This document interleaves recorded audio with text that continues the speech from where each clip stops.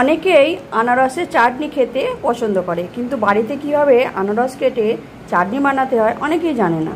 আজ আমি আনারস খুব সহজে কাটবো এবং চাটনি বানাবো কিভাবে, আপনারা পুরো ভিডিওটা দেখতে থাকুন। প্রথমেই এই আনারসটা কেটে দু আধখানা করে নেব।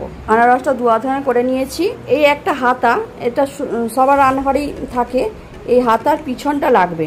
এই হাতার পিছনটা দিয়ে এইভাবে ঘষে ঘষে আনারসের যে শাঁসটা আছে ওটা বের করে নিতে হবে। খুব সহজ, মানে এইভাবে আনারস ছাড়াবেন বাড়িতেই। এক ফালি আনারসের কাইটা বের করে নিয়েছি, দেখুন এতটা হয়েছে।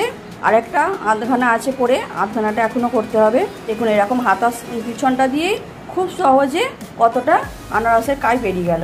খুব সহজ পদ্ধতিতে আপনারা আনারসের এরকম কাইটা বের করে নিতে পারবেন।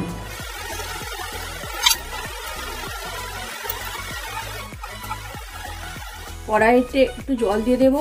জলটা গরম হয়ে গেছে। এবার 400 গ্রাম চিনি নিয়েছি, দিয়ে দেবো। এবার চিনিটা একটুখানি রস করে নিতে হবে। দুটো তেজপাতা ছিঁড়ে দিয়ে দেবো।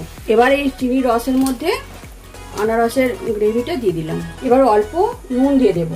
নুন দিয়ে মিশিয়ে নিচ্ছি। কোনো রকম তেল লাগবে না, তেল ছাড়াই হবে আনারসের খুব সুন্দর চাটনি। এবার আমি এলাচের একটু দানা নিয়েছি, দিয়ে দেবো। এক মুঠো কিশমিশ নিয়েছি, জল দিয়ে ধুয়ে নিয়েছি, দিয়ে দেবো। এক মুঠো কাজু নিয়েছি, কাজুগুলো ওপর দিয়ে দিলাম। এবার গ্যাসের ফ্লেমটা বন্ধ করে দিলাম। আনারসের চাটনিটা একটু ঠান্ডা হয়ে গেছে, একটু ঠান্ডা করে নিয়েছি। এবার একটা গোটা লেবুর রস আমি ওপর থেকে দিয়ে দিলাম। লেবুর রসটা দিয়ে একটু মিশিয়ে নিতে হবে। আনারসের চাটনি পরিবেশনের জন্য একদম রেডি। তাহলে আজকের মতো এই পর্যন্তই। টাটা।